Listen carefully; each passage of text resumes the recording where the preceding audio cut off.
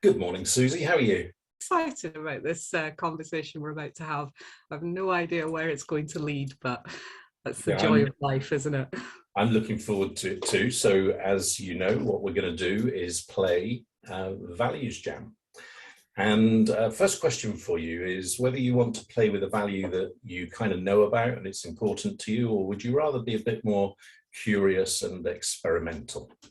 Let's be curious and experimental. Let's see where this is going to lead us. Right, fantastic. So to start with then, why don't you give me a letter in the second half of the alphabet? Let's go for L. Is that in the second half? I'm not sure. No, L is what popped into my head, so let's go with that. Well, it is now. It is now. Right.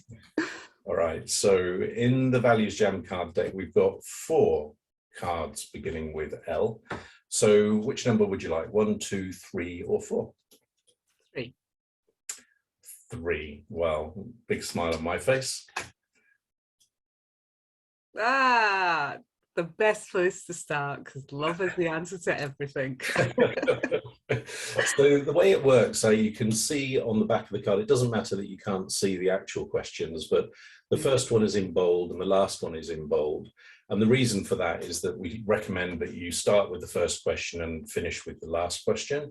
In between, it doesn't really matter because this game is intuitive, it's not strongly directed. And our inspiration was a music jam, you know, where musicians come together, they don't really know what's going to happen. There's no judgment or pre-qualification. If somebody makes a mistake, it's fine. They just embrace it and sometimes actually turn it into a part of what they're doing. So we'll just see where things go, if that's okay. Okay, yeah, I'm ready to play. All right, so the first question is this. What does love mean? What does it look, feel, sound like? I suppose the first word that comes to mind is home. Love is home. It's a place of sanctuary, a place of peace, a place of comfort, place of nurturing, nourishment. How does it sound?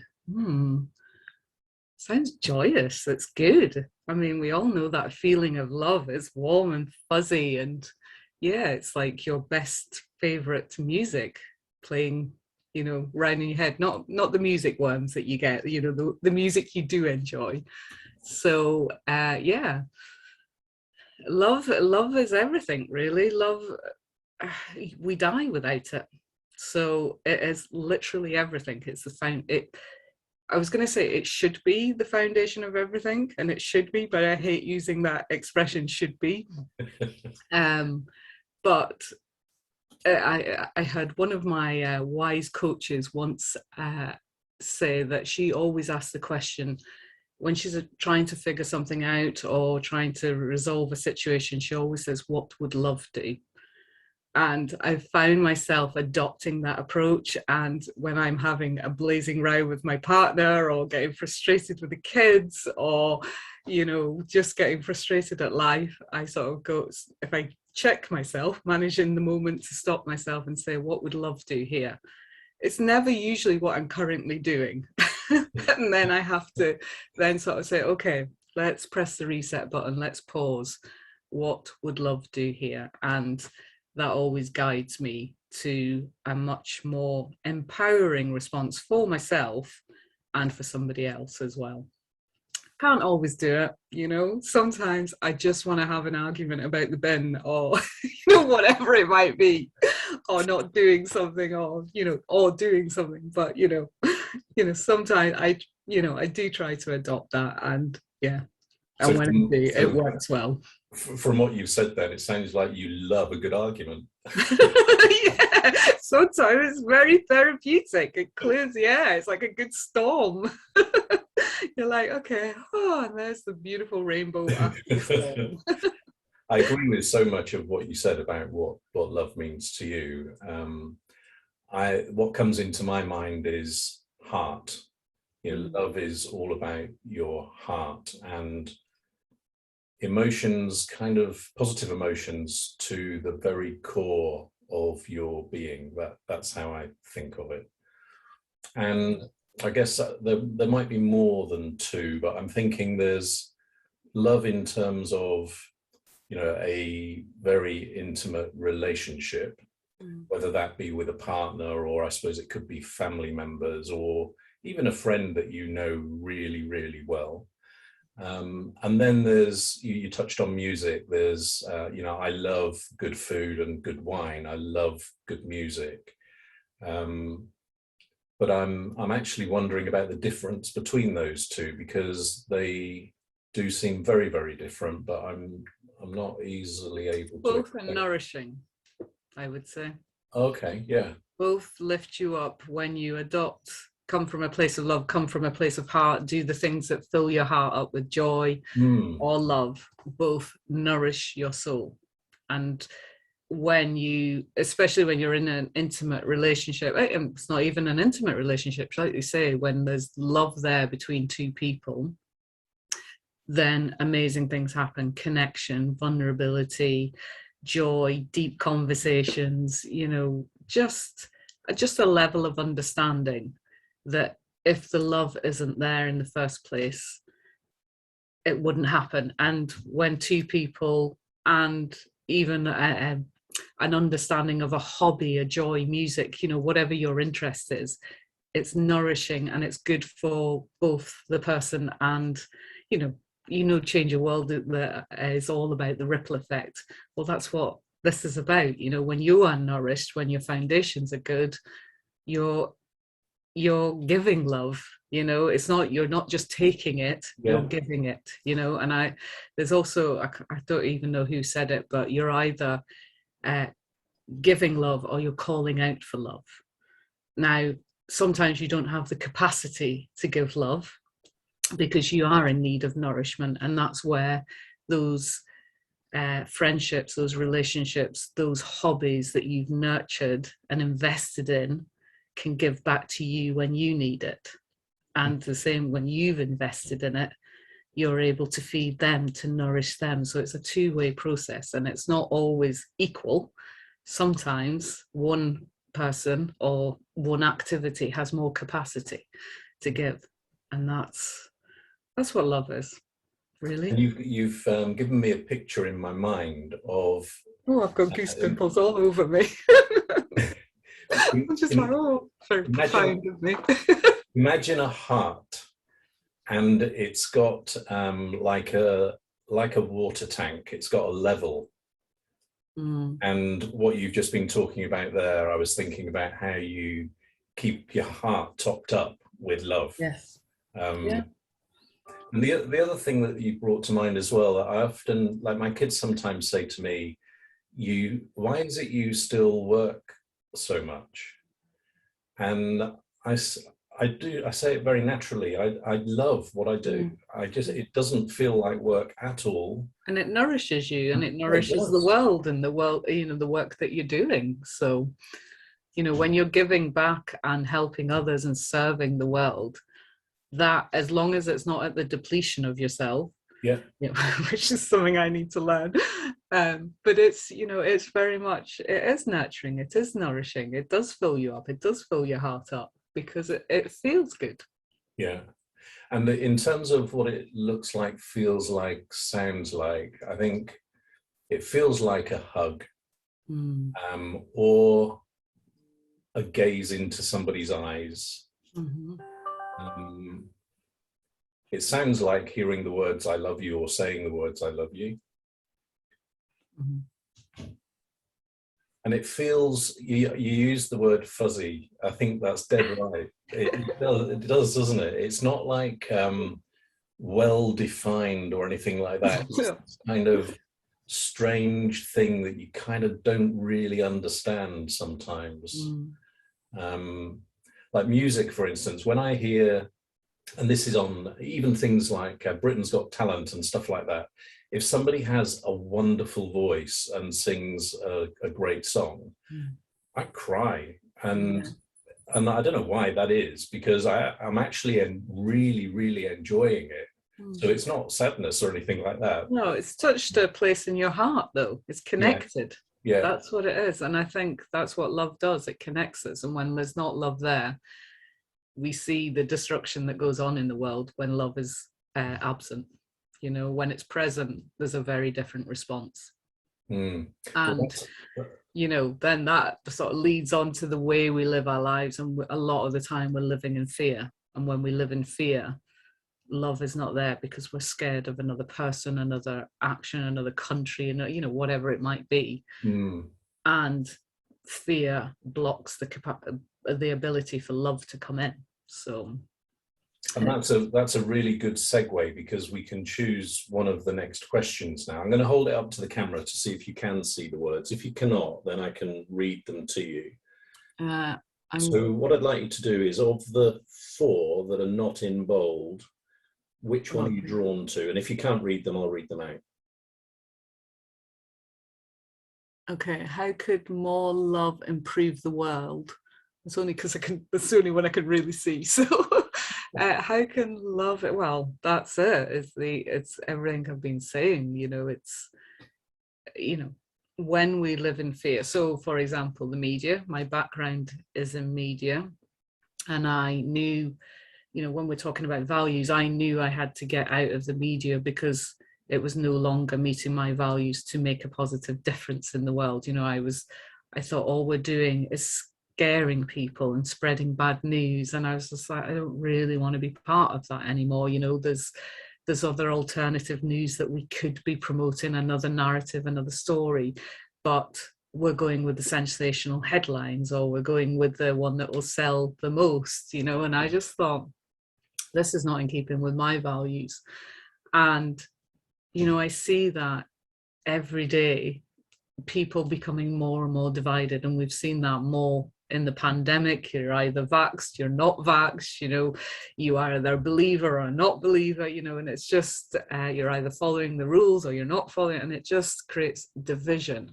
And, you know, that's where the absence of love is. And it's the same when we see, maybe I'm not blaming everything on the media, but, you know, this is where we look to keep informed with what's going on in the world. And we had this conversation the other day in the group that I run, and it was talking about, you know, this need to feel that you have to watch the news to keep informed because you need to know what's going on in the world. But yet you're being informed about things that upset you, cause you anxiety, you have no control over, you can do nothing about, and it just, you know, so what is that doing for your nourishment? You know, if we're talking about love being nourishment, what is that doing for yourself? And then, you know, I had sort of put it to the members and said, well, what if we actually stopped watching the news and the media and actually just concentrated on our own environment, what's happening in our own community, what's happening in our own families? And you might, you know, immediately you think, well, that feels selfish, and how can I make a difference in the world if I don't know what's going on? But you're like, make a difference in your own world. And if every single person on the planet made a difference in their own world right here, you know, in their families, in their schools, their communities, their neighborhood, you know, if they concentrated on that, connecting those communities, then the rest takes care of itself, the ripple effect again. So connecting with your own environment and taking control of what you can make a difference in, where you can have an impact, where you can make a change, where you can make a difference to somebody's life. You know, I mean, we're worried. I mean, I'm not saying we absolutely should not be worried about people that are fleeing their countries and, you know, looking for, you know, safety in our country, immigrants coming here. I don't even like using that word immigrant, because it's like they're people at the end of the day. They are people fleeing for their lives. But what about, I don't know, Mrs. Jones down the road that is lonely, has no family, or isn't seeing anybody, or, you know, it doesn't even have to be, you know, the elderly. There's many people now that are lonely. Yeah. They are crying out for love, and we're trying to make a difference in another country, and we're neglecting some of our own. And I'm not saying if you have the capacity to do both, then do both. But if you don't have the capacity, then concentrate right here and what is right in front of you, and, you know, make that difference. So that's how I feel love can heal the world. The more connected we are, the more nourished we are. And that shows up in everything. In our environment, we take care, not only do we take care of our own environment, our bodies, our minds, our soul, we take care of our physical environment, you know, our homes that we live in. You know, we create a space that is comforting and nourishing and, you know, relaxing. And then you look outside to nature. We look, you know, we start to pick up litter, for example, because you're like, oh, don't like the fact that it's messy. So let's make an effort to look after this green space and nurture our green space because we know it's good for us.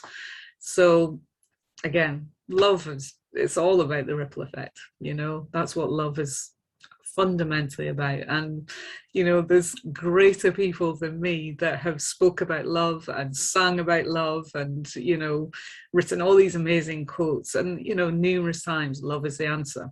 But why don't we get it? Why do we not get this? Why do we fear love? Why are we scared of being vulnerable?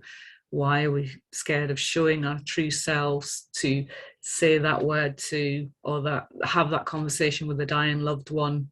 Because, you know, fear blocks everything. So yeah, we need to overcome that.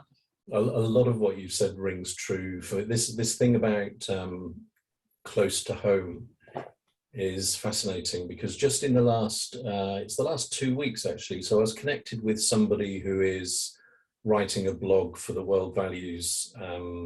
Global Values Alliance website for the World Values Day celebrations. And what this lady said to me was that she, during the pandemic, she just thought to herself, what I can do is have an impact on my doorstep.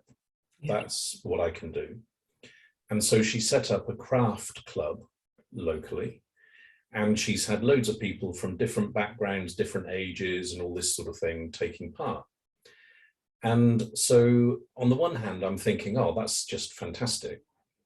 But then there's another voice in my head which is saying, but Alan, you like designing kind of frameworks that can have a greater impact rather than just, you know, dealing in one particular place. So I found myself saying to this lady, don't underestimate the impact that you can have, because maybe, you know, with us being so super connected, maybe you can come up with an approach that other people can adopt. And then by coincidence, about 3 days later, did I have a phone call? I can't remember if it was a phone call or messaging, with another lady who since August has been getting together with members of the local community. And what they've decided to do is make their local community a great place to live. Mm-hmm. And they've decided what that looks like in terms of safety, cleanliness, you know, whatever.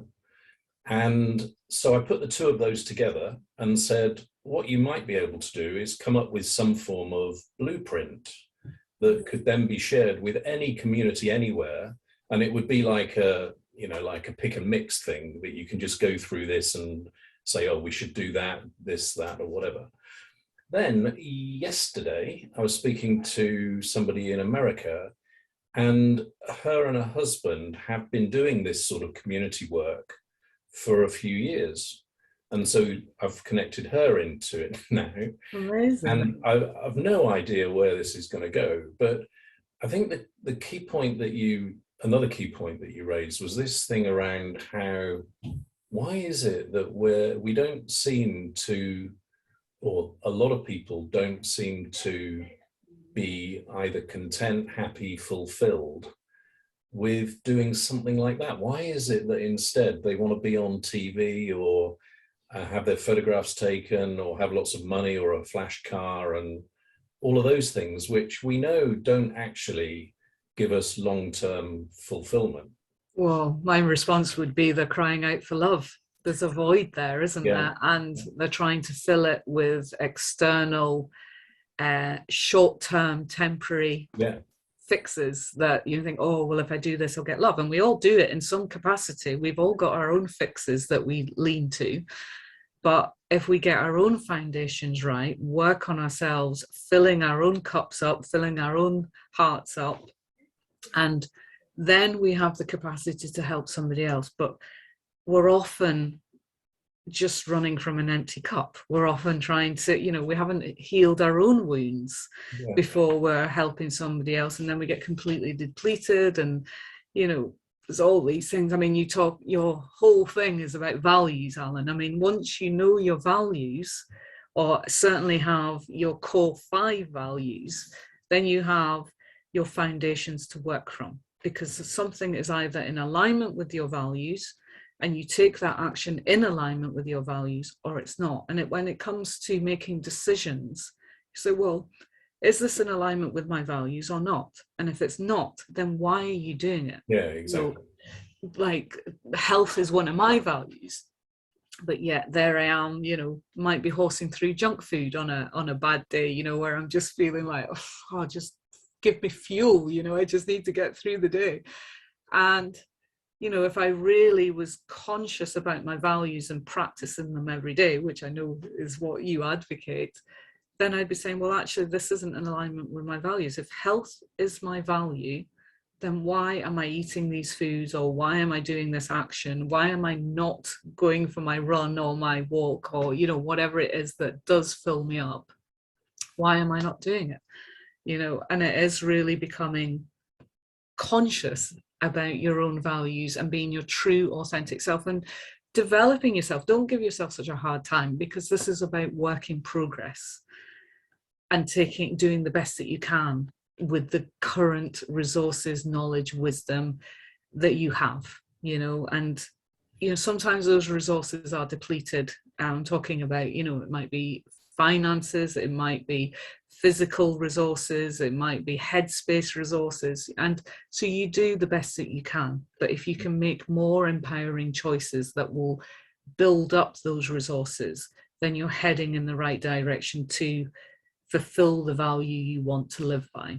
And again, it's all about love, and it's about self-care, it's about self-love, and starting with yourself, because you cannot help. You can help other people. I was going to say, you can't help other people until you've got yourself sorted. You can do little bits, but it's really that thing about not at the depletion of yourself, because then you're really not serving anybody. Yeah, and there's a couple of things there. So the first piece about how the material stuff is a bit of a substitute, and a poor substitute. I was talking to a 16-year-old guy in Sao Paulo last week, and we did a ValuesJam about enjoyment. And he was telling me that he lives in a nice area in Sao Paulo, but that on the doorstep is poverty. And he sent me a photograph, which I hadn't seen before. I'll send you the link afterwards.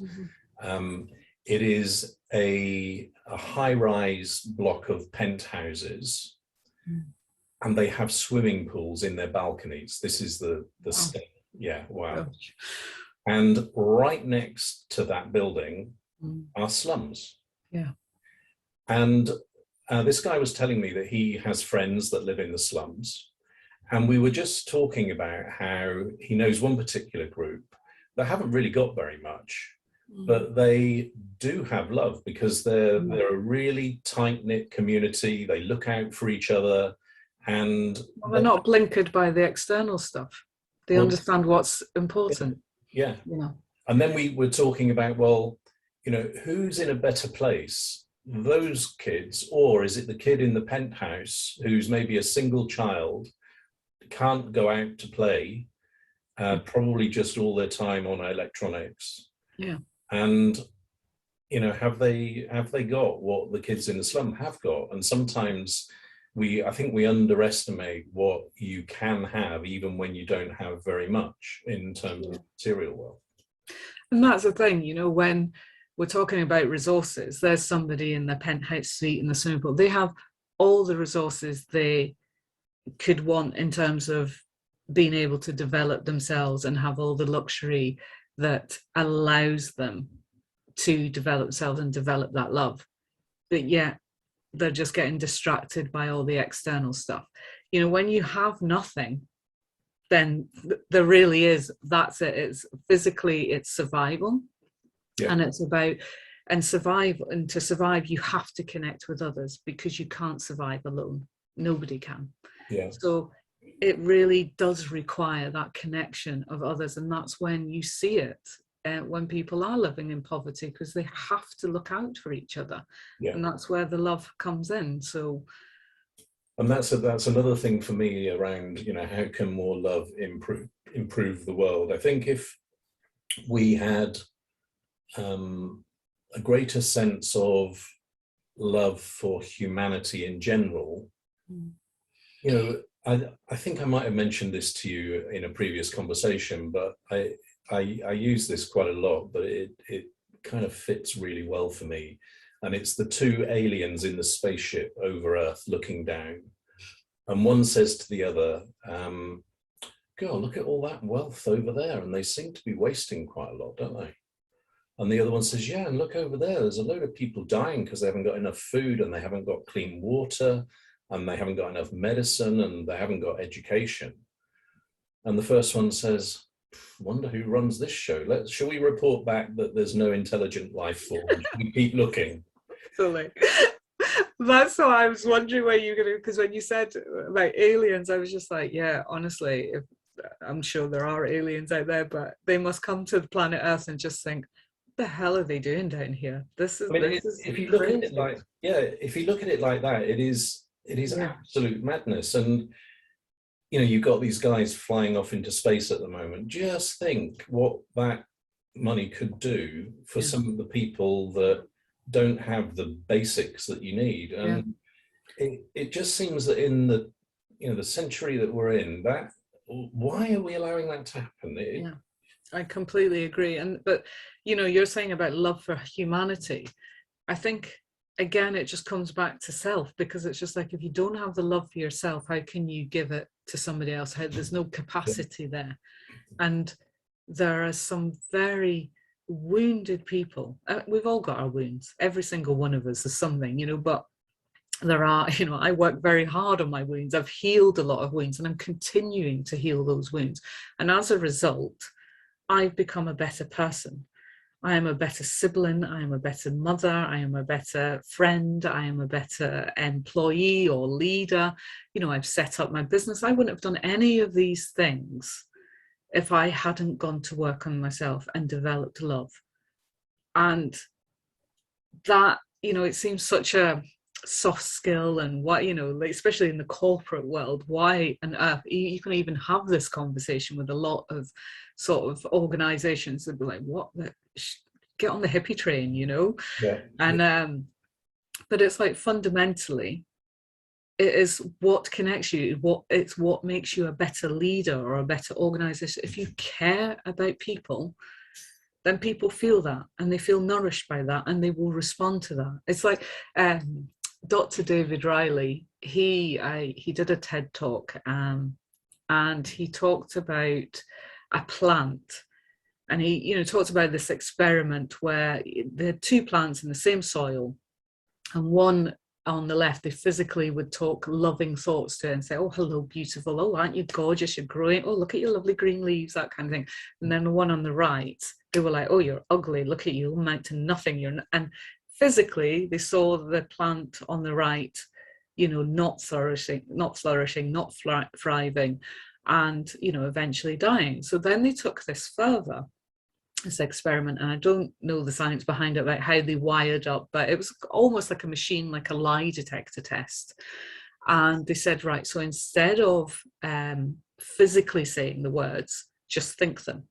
So on the left, every time somebody walked past, they would think, "Oh, you're beautiful, you're gorgeous, you're this, you're that." And then on the right, it would be, "Oh, you're ugly, you're," you know, all negative. And again, they saw the same response, but it registered on this meter. Every time a negative thought, it just went off the scale on this meter.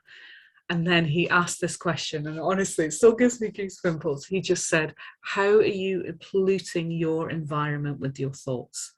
And I was like, wow. And it was just a light bulb moment, because at that time in my life, I was having some challenges with my line manager. And, you know, I was sitting there thinking, if I am not moaning to somebody about the situation, I am thinking it, you know. And I was just like, and, you know, I was thinking lots of people were having that. And I was like, we have created an office environment where we're all moaning and bitching, you know. And I was like, what are we creating? I mean, we're physically creating that, but what's going on mentally, the stuff we're not even aware of. Yeah. And that has made me super aware, you know, just thinking, how am I polluting my environment with my thoughts? And you think, you know, I think it's 70,000 thoughts that apparently we have a day. How they've counted that, I don't know. But, you know, that's every individual on this planet going around with a voice in the head going, you know, it will translate as, they won't probably say, oh, I'm not loved, but they'll be like, I'm lonely, or nobody likes me, or I'm not good at this, I'm not good at that, or I can't do that, you know. And hearing these inner critics going on and on, where is the nourishing self-talk, the self-love? And if that is going on, how can you expect the humanity to, you know, be the loving, thriving place that we would like it to be? You know, and until we get our own foundations right, we can't even begin to turn that around. And there's a quote that comes to mind that brings... Well, I was going to say, just to finish off, the positive thing about that is we are all in control of ourselves. We all have the ability, we all have the opportunity, I would say that's a better word, the opportunity to go to work on ourselves. And, you know, we can't control what's going on out there, but we can make changes in our own life, and we can develop ourselves. So that is the golden opportunity. And actually that takes the pressure off, because it's just like, okay, let me just work on me. Yeah. And if all 7 billion, 8 billion people do that, the ripple effect is amazing. So so the quote that you reminded me of, and this was you talking about that flower experiment, and then talking about you know, people's mindset. So I don't know who it is, but it's if you don't plant flowers, weeds will grow. And I can't remember, I think it was a guy called Marcus Child that helped us with our Spirit to Serve program when I was with Marriott, that shared that first. And I think it's so true. I remember when I was in line management roles, I always used to kind of not ignore, but not give much airtime to the bad stuff happening. Just deal with it quickly, sort it out, but don't make a fuss. But then the good things that are happening, really shout from the rooftops about it. And you find that that's what people start focusing on and being. It sounds so simple, and in many ways, and that's just, you know, what we were saying earlier about the media. You know, there is loads of good stories out there. And we're not hearing them. It's just doom and gloom. And what impact is that having? It's just giving us a sense of hopelessness, uncertainty, fear, division. And it's like, well, actually, we need to hear the good stories, you know, and we don't hear enough of it. The neuroscience of that as well, about the repetitive messaging that you get used to. Again, I'm now reminded of another example that Marcus gave. He talked about a guy whose desk was kind of in the corridor between the lift area and the main office. So miserable. Well, so he saw lots of people going from the lift into and people would say, hi, how are you? And he would say, I'm okay. And so what Marcus was saying is that, you know, imagine by the end of the day that this guy has said, I'm okay, or I'm not bad, thousands of times maybe. And what the impact would be if, instead of choosing to answer like that, he said, I'm great, thank you, I'm excellent. And, you know, because it really does stop people in the tracks when you say that. Because I remember doing this at my work. I was like, I'm going to physically change. When somebody says, how are you? Instead of saying, yeah, I'm good, thanks, or I'm fine, thanks, I'm going to say, I'm great, thanks. And I would say it with conviction. And I remember one particular person just went, he just stopped dead in his tracks, and he just went, oh, what? And he was like, and he was like, what's so great? And I said, I'm living and breathing, life is good, like, you know, it's all good, it's great, you know. And it really just, and he just didn't know even how to respond, because the automatic response would be like, oh, I know, it's crap, isn't it? Oh, it's rubbish, it's this, like, no, another bad day at the office, blah blah blah. And it was just, you know, completely just. And I always remember thinking, right, I have to, that led on to me thinking, right, where can I have a positive impact on somebody's day? So if I'm going to the supermarket, for example, just consciously having a conversation with somebody and lifting them up, and, try and leave somebody in a better place than when you first met them, if you can. If you've got the capacity, and you be, again, it's all about the self-care. It's like where you're at, and if you can't physically do it right now, then just turn it inwards, work on yourself. Yeah, I went to see my ex-mother-in-law in hospital a few years ago, and there was some confusion about her meal plan because she was a diabetic, and so I needed to find a doctor to find out what's going on, because she wasn't always telling the story the way it was, Yes. And so I found this guy, and I just said to him, "How are you?" Yeah. And he just stopped. Yeah, it's just and like, nobody's asked me how I am. It was like take two. And he said, I'm at the end of a 14-hour shift. Oh. And nobody has asked me that today. Oh, wow.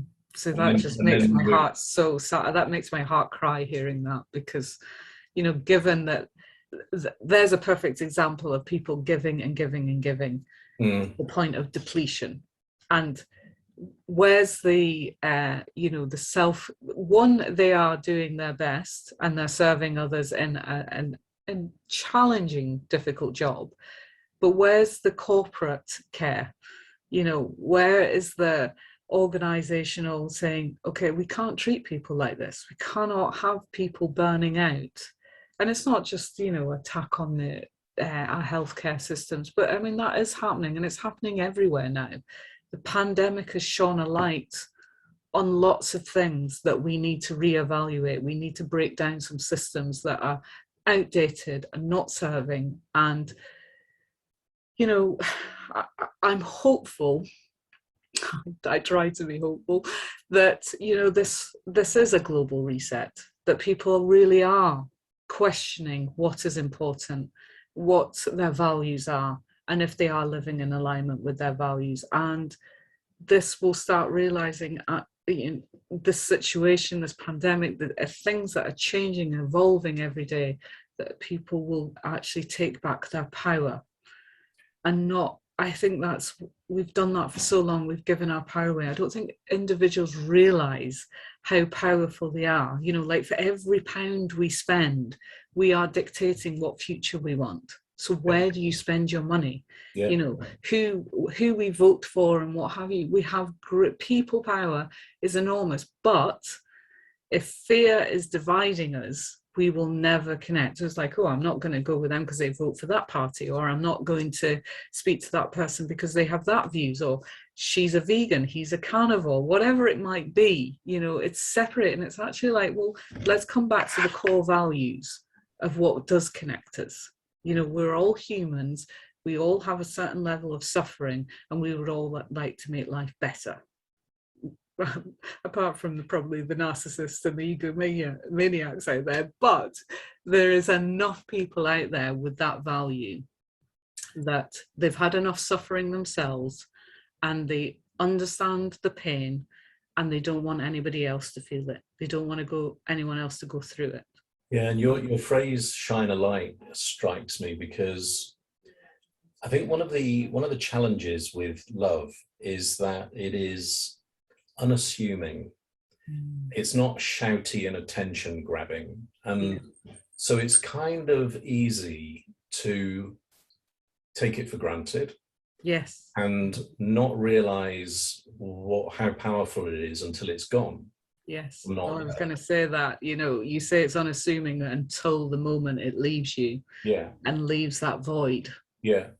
So I wonder what it would look like if, and again, coming back to something you mentioned a few times during the conversation, the media. Imagine if the media had a brief to put the spotlight on love. Just think what a difference could be made. Yeah. But and I don't know. Imagine if they asked the question when they're writing their narratives every day, what would love say, or what would love do? Yeah. If that was when I'm writing the story or I'm reporting the story, that is the answer I've got to come to. you know, I've got to answer, the narrative would completely and utterly change. And it would heal, and it would connect, and it would nourish, and it would bring us all home. So I think this is a good point. So, I mean, basically, we've kind of experienced a values jam here. We're not going to ask another question. There are other questions that you could move on to if we had time. But the final question, Suzy, is what are you encouraged to do differently about love as a result of our conversation? Ooh, okay, what am I encouraged to do differently? Do more. Fundamentally, I've reminded myself what it's all about. You know, I'm sitting here, you know, waxing lyrical about the power of love.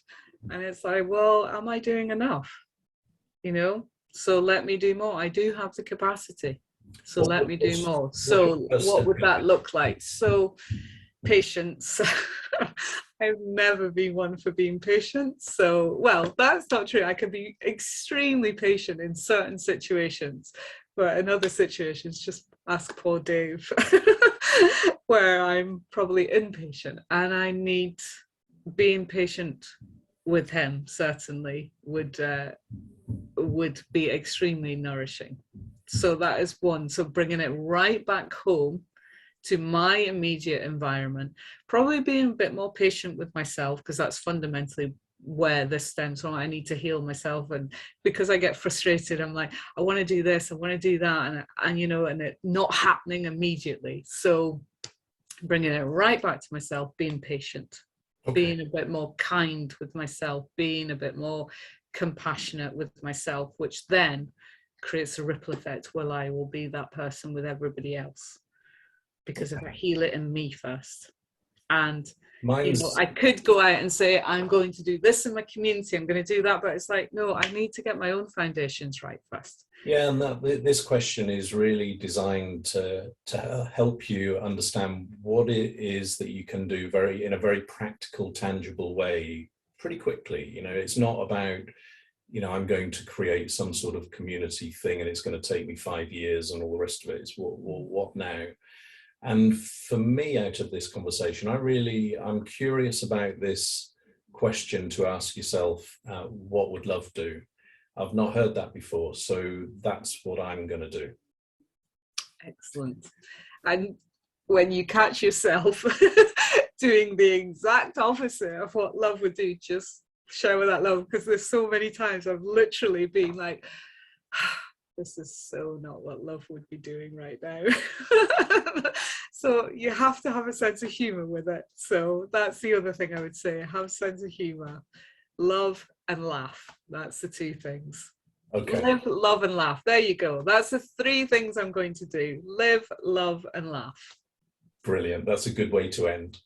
And then just finally on, with regard to Values Jam, we're getting such fantastic feedback about the card game. So the cards are starting to be delivered to the overseas destinations. People are receiving them here. We've started to get requests for, you know, can we buy a number of decks for Christmas presents to give to people because they look so good. All different settings as well. A couple of weeks ago, a guy in palliative care said this would be wonderful for people to play in a care home. Yeah. And he was saying, you know, imagine the residents playing with each other. Yeah. And also with their visitors. And again, it connects people. Yeah, exactly right. And somebody said, is this designed for organizations? Yes. Is it for schools? Yes. Is it for families? Yes. And it's kind of designed for people. Just in every setting. And that's the thing, it's about actually another L word, listen. You know, listening. Because when we actually take the time to listen to another person, we start to understand them. And that gives us more compassion and more love and more patience, because we understand that person. Brilliant. And we understand their limitations or their potential. So, and I'm all about the potential. I love seeing people's potential. So. Great. Okay, well, thank you. And in the nearly words of Bob Marley, we hope you like jamming too.